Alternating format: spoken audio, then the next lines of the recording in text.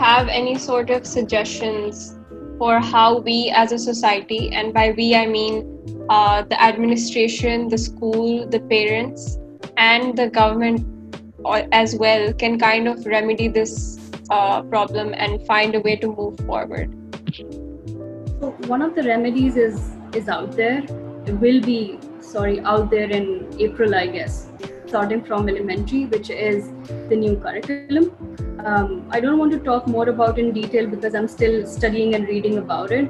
But so far, if you're fixing something from the back end, if your curriculum, which is responsible for the making or creation of your textbooks, your reading material, everything is based on your curriculum, and then you have a syllabus, and then you have classroom teaching, which is lesson planning basically. If you fix something at the back end, sari cheezein baad mein, it kind of is a ripple effect. So this solution is already out there.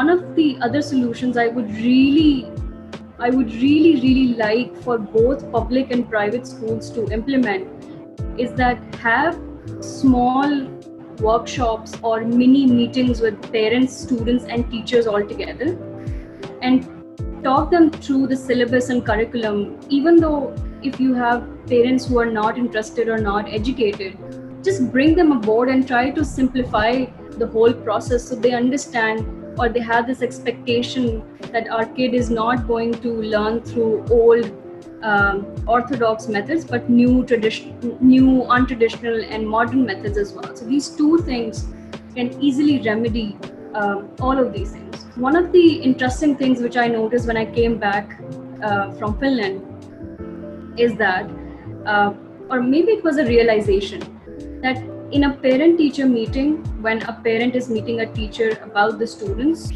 about their child's progress and development, the child doesn't have a say in that progress meeting, which is so bizarre.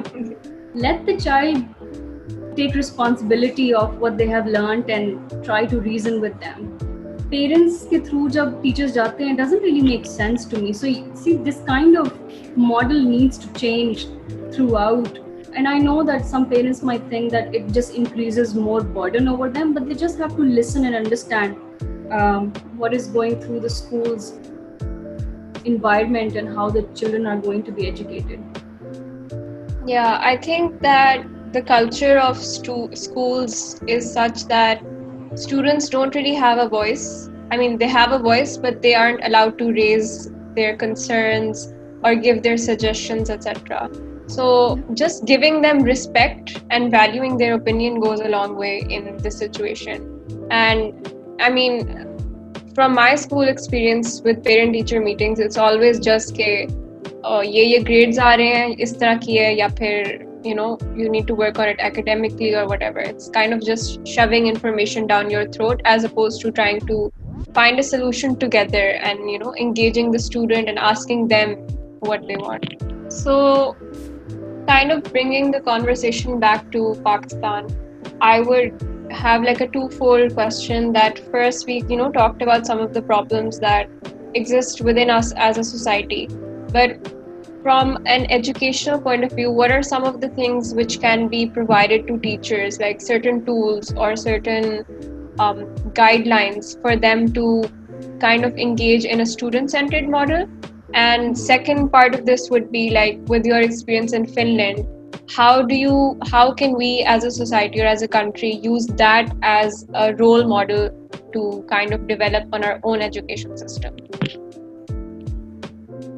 So to answer the first part of your question, I really believe that we need to send more infrastructure help towards our teachers and students as well.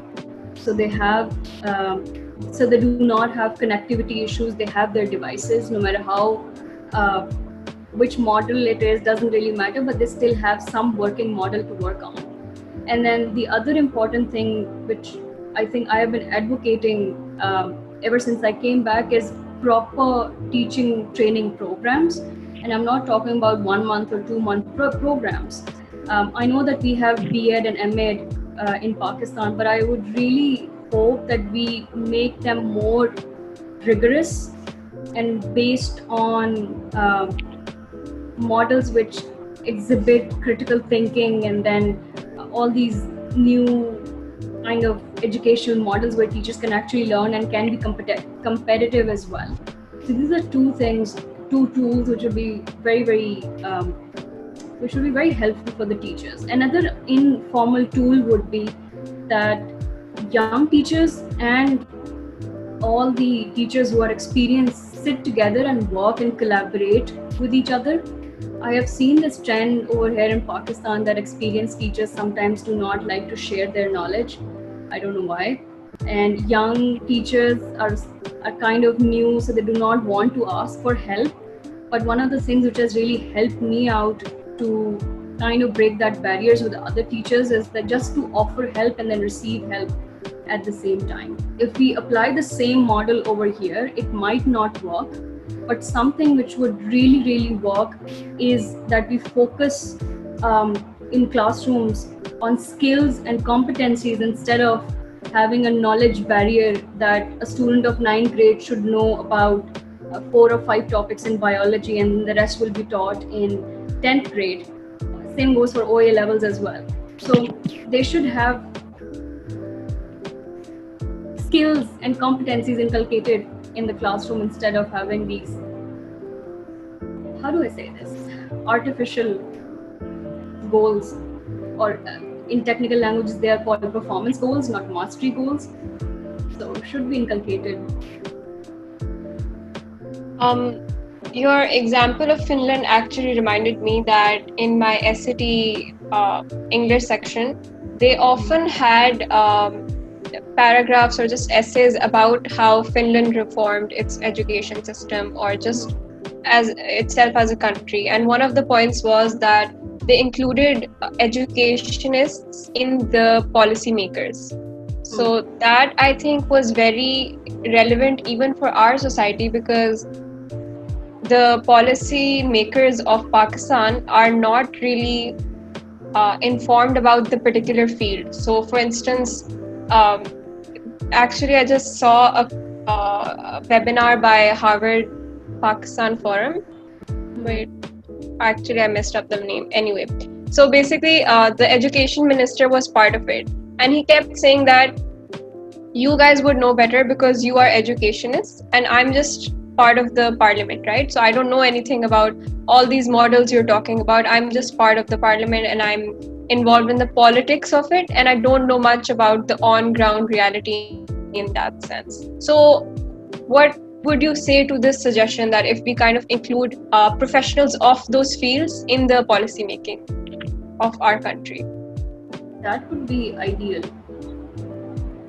One of the most effective things you can do is to pick up stakeholders and then involve them in not only policy making but also in designing your curriculums and designing your textbooks as well, which has happened with the new curriculum, by the way. Some of my friends who are excellent educators are a part of that team, and I'm super proud of every one of them.